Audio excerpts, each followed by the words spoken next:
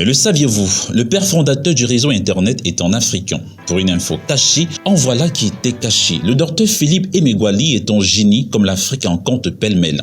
Bien connu dans les milieux scientifiques, adulé et respecté par les plus grands esprits de l'univers technologique, le Nigérian de 66 ans est une fierté pour l'Afrique. Il est titulaire d'un doctorat en informatique scientifique de l'Université du Michigan et de 2 masters de l'Université George Washington, entre autres diplômes. Il est un inventeur multidisciplinaire qui a développé des logiciels ayant permis de résoudre des problèmes complexes longtemps qualifiés d'insolubles.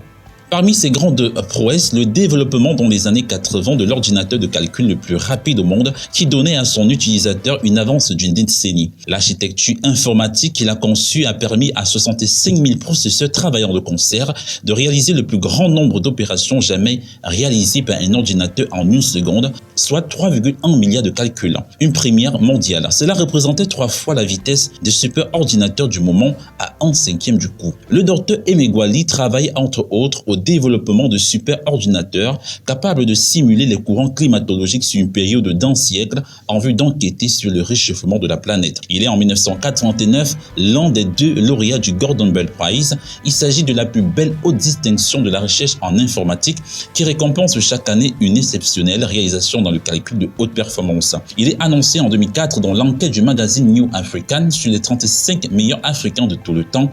Le docteur Philippe Emeagwali a également été classé comme le plus grand scientifique africain de tous les temps. Parlant de ses réalisations, le natif de la tribu Igbo dit être fier d'avoir détruit le stéréotype selon lequel les Africains ne peuvent pas contribuer au développement de pointe en sciences et en technologie.